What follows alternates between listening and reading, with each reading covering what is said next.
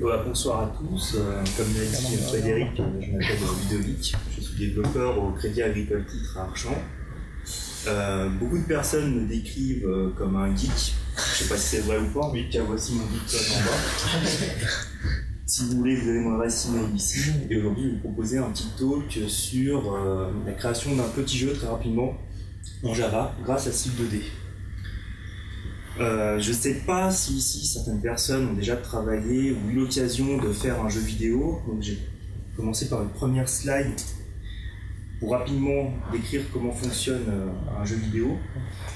Un jeu vidéo, c'est simplement une boucle infinie, c'est comme ça depuis le début du jeu, depuis Pong, Astéroïde, etc. Et jusqu'à maintenant. On affiche, on lit les entrées-sorties, clavier, souris, manette, on les traite, on met à jour les données, etc. etc. jusqu'à la fin du jeu. Voilà. Je ne sais pas si certains avaient déjà fait du jeu ou pas. Maintenant que ça s'est fait, Cycle 2D en fait est une bibliothèque de jeux open source qui gère justement tout ce qui est affichage, entrée-sortie, son. Pour cela, elle utilise LWJGL, donc ça c'est un binding OpenGL en Java. Ça permet en fait de faire de l'OpenGL comme si on était en C mais en Java. Donc on a les mêmes performances que si on était en C, puisque beaucoup pensent que Java est moins performant. Si vous êtes ici, je pense que c'est certainement le cas.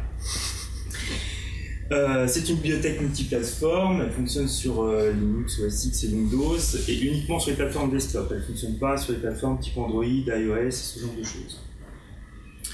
Et ce soir, on va voir comment faire une boucle de jeu, comme je l'ai présenté juste avant. Comment faire une animation, afficher une carte, et si j'ai le temps, c'est pour ça que je vais essayer d'aller assez vite, traiter une collision dessus la carte. Donc, la boucle de jeu en slick, pour ça il faut implémenter l'interface game.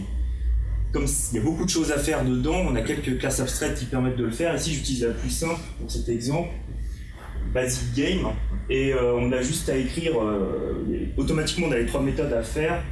La méthode d'initialisation, on va initialiser le contenu de notre affichage. La méthode de rendu, on affiche nos données, c'est très simple, on verra plus tard comment faire. La méthode de mise à jour, on verra à la fin aussi comment faire une mise à jour.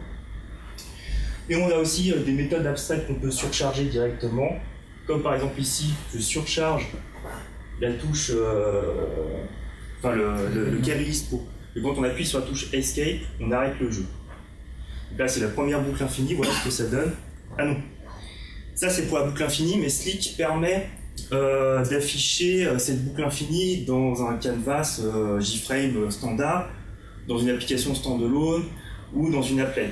Donc pour ça, pour lancer notre boucle infinie, il faut donc la mettre dans un conteneur, un game container. Ici c'est le conteneur le plus simple, une application standalone. On donne sa résolution et on lance l'application avec ça. Je vais assez vite parce que ce sont des trucs. Et voici le résultat, une magnifique fenêtre noire qui affiche strictement rien vu que forcément on n'a encore rien fait. Donc on va essayer de remplir un peu cette fenêtre noire. On va essayer de mettre un petit personnage dedans. Un personnage, c'est ce qu'on appelle en fait en jeu vidéo un sprite. Un sprite en fait c'est une image qui est coupée en plein de petites sous-images en fait, et on va faire passer d'une image à l'autre pour pouvoir faire une animation de déplacement. D'accord. Ici, on va s'occuper d'afficher la deuxième ligne d'animation dans cet exemple. Donc, il faut qu'on charge notre animation à l'initialisation de notre jeu, dans la méthode init qu'on a vu tout à l'heure. Donc, on crée un tableau de sprite, donc c'est le sprite sheet. On donne le fichier, la largeur d'une cellule et la hauteur d'une cellule. Comme là, je ne connaissais pas, j'ai pris la taille de l'image, divisé par le nombre d'images qu'il y avait dedans, etc. Et voilà. Ensuite, à partir de ce tableau de sprite, on va créer une animation qui est constituée à chaque fois d'un sprite qu'on va afficher pendant 100 millisecondes. J'ai mis des données en brut comme ça. Donc on remplit nos 8 images pour notre animation. Et là, l'animation est créée, on n'a pas rien à faire. Le seul truc qu'on a à faire, c'est au rendu de faire l'affichage de notre animation. Les 300 et 200, c'est les coordonnées de l'affichage de l'animation. C'est pas forcément intéressant, voici le résultat. On a notre personnage, on veut le mettre sur une carte maintenant. Alors, pour faire la carte, on peut utiliser un outil qui s'appelle Tile Map Editor. C'est un outil pareil qui est open source, qui permet facilement de gérer de faire des cartes directement dedans, des cartes type isométrique comme un Diablo par exemple, ou 2D type plateforme. Et voici la carte que j'ai créée pour cette présentation. Donc on va afficher notre personnage sur cette carte-là depuis l'outil. Slick en fait gère nativement le chargement des cartes de type TileMap. On instancie simplement l'objet TileMap, on donne le fichier et on fait un map.render, donc quand on veut la rendre, et voilà, la carte est affichée. Résultat.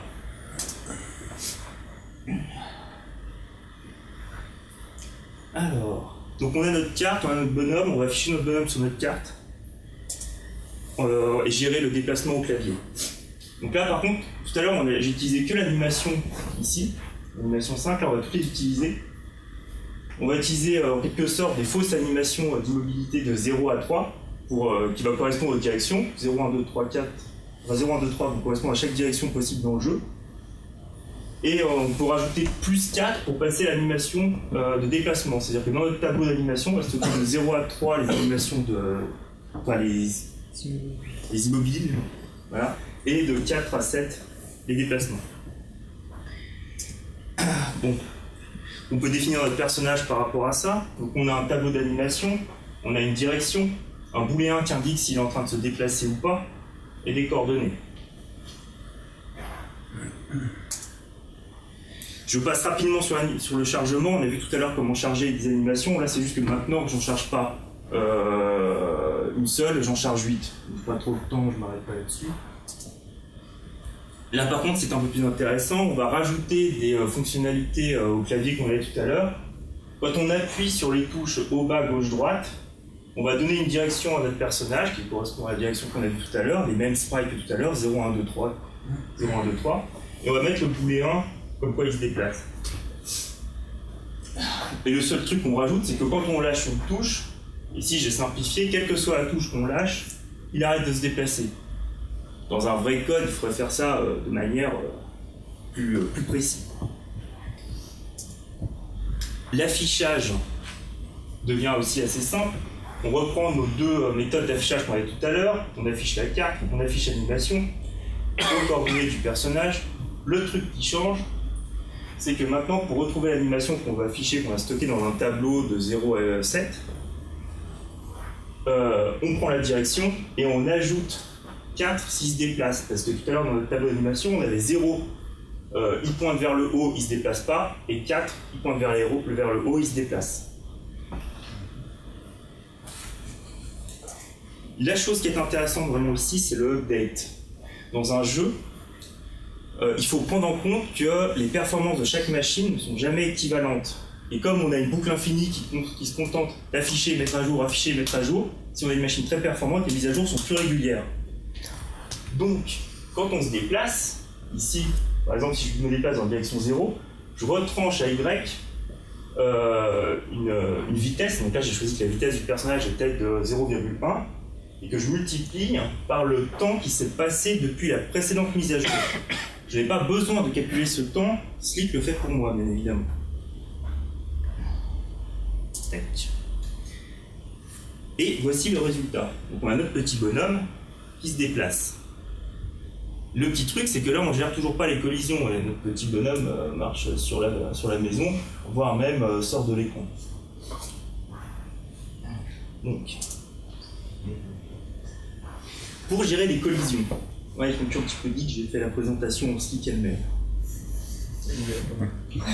Donc, pour gérer les collisions, on va s'appuyer sur Tilelet qui gère, je vous ai dit, les affichages par couche. On va utiliser les deux premières couches pour afficher le background, c'est-à-dire ce qui est derrière le personnage. Ensuite, on va afficher sur deux couches d'après ce qui est au-dessus du personnage, comme par exemple le toit de la maison ou la cime des arbres, où le personnage passera derrière. Et on va rajouter enfin un cinquième calque qui va permettre de traiter la collision. On n'affichera pas ce calque, et donc en fait, je ne vais pas vous faire le détail de l'algo, mais en gros, le personnage veut se déplacer à un point, on regarde ce point, on est sur un carré rouge, on ne peut pas se déplacer, on arrête le déplacement. C'est assez trivial. Et voici du coup le résultat. Donc là, le personnage ne peut pas aller dans la maison et il passe peur derrière les arbres comme c'était prévu. Je n'ai pas le temps d'aller plus loin, ça fait déjà 10 minutes et demie que je parle. On peut gérer des polices, la preuve, j'ai fait la présentation en Slick. On peut gérer du son, j'en ai pas mis pour le bien de vos oreilles. Slick, par contre, parfois besoin d'un peu plus de bibliothèque. Tout ce qui est interface graphique, c'est-à-dire ce qu'on met au-dessus, l'affichage des points de vie, ce genre de choses, il le gère pas très bien et c'est le cas de pratiquement toutes les bibliothèques de jeux open source que j'ai vues. Donc pour ça, on peut utiliser TWL ou NiftyGUI, qui sont des bibliothèques qui fonctionnent sur n'importe quel système qui marche en OpenGL, en Java. Et du coup, ça peut s'appliquer à d'autres libs si par hasard vous en connaissez. Pour la physique, si on veut faire de la physique un peu poussée, je vous conseille d'aller voir JBox 2D qui est assez simple d'utilisation. Dans la communauté des jeux open source, actuellement, il y a un système de framework entité qui se met un peu en place. Moi, je suis pas très fan. Ça n'a rien à voir avec JPA, même si ça porte le nom entité. Il y a Artemis qui existe. Et enfin, si vous voulez faire du jeu en réseau, avec de la persistance type MMORPG, je vous conseille de regarder Red Dwarf, qui est un serveur open source extrêmement performant. Et donc, pour conclure, Slick, c'est plutôt une libre de jeu très simple, qui je trouve idéal pour faire un premier jeu, parce qu'il gère des choses qui sont pas forcément évidentes. Une boucle de jeu, mine de rien, quand on veut passer d'une boucle à une autre boucle à une autre boucle, parce qu'on passe de l'état menu, sélection de la partie, puis l'état chargement, puis l'état, etc. Ça demande quand même pas mal de mise en place. Slick le fait pour nous, et ça c'est pas bien pratique. Par exemple, sur cette présentation, chaque page que vous avez vue, c'est une boucle infinie, que je passe d'une boucle à l'autre, en fait. Par contre, elle a un gros défaut. Elle a été abandonnée par son auteur, qui ne développe plus en Java dans le monde professionnel. Et la communauté a un petit peu du mal à s'agréger autour d'un leader. Donc ça c'est dommage. Mais le code est open source, donc vous pouvez en faire ce que vous voulez. Et quelques petits liens. Donc slickninjaka.com, c'est le site à peu près officiel actuellement. OpenGameArt, c'est un site sur lequel vous allez trouver plein de ressources graphiques, de son, 2D, 3D, etc. pour faire un jeu vidéo. Elles sont toutes libres. Et d'ailleurs c'est là-dessus que j'ai récupéré le petit bonhomme, les éléments pour faire la carte, etc. Et vous pourrez retrouver le code source de cette présentation et de tous les exemples que je vous ai montrés sur mon blog, sur.org, /ht-genève Slick 2D. Et je pense que je vais mettre en place toute une liste de tutoriels article par article pour chaque étape de création d'un jeu. Okay. Voilà.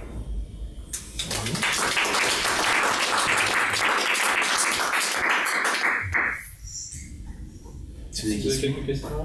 Par exemple, par rapport à ce que tu appelles la boucle infinie, est-ce que c'est ce qu'on appelle la programmation événementielle ou c'est rien à voir justement? Non, c'est vraiment Swing, ce qu'on connaît dans le monde Java. Alors on peut rajouter des systèmes de listener, mais généralement en fait le listener il va seulement servir à enregistrer un état, c'est-à-dire genre j'appuie sur une touche, ok il se met à se déplacer, mais le calcul de déplacement on va tout le temps le faire dans la boucle de mise à jour. D'accord. Surtout qu'en fait sur Slick ça pose pas de problème, on pourrait le faire, mais sur d'autres bibliothèques de jeux Java que j'ai testé comme Java Monkey Engine pour faire de la 3D, si on s'amuse à modifier les éléments de la scène pendant qu'ils sont en cours d'affichage, la scène plante immédiatement. Et on peut faire des listeners. D'accord. Est-ce que combien de jeux tu as développé avec les outils? Avec Slick, j'ai fait un prototype de MMORPG éditable en JavaScript et c'est tout. Sur Slick 2D, j'ai pas fait grand chose. En revanche, j'ai travaillé pendant 3 ans en université sur le développement d'un MMO en 3D avec JN. À une époque, on avait vu ensemble qu'il y avait un portage Android qui était prévu. Avec LibGDX, oui, tout à fait. Mais comme déjà la communauté a du mal à se regrouper pour la plateforme desktop, il a été abandonné. Ouais. Surtout qu'en plus, c'est pas du tout dans la philosophie Slick. Slick s'appuie entièrement sur AWJGL. S'appuyer sur LibGDX, c'est trop difficile.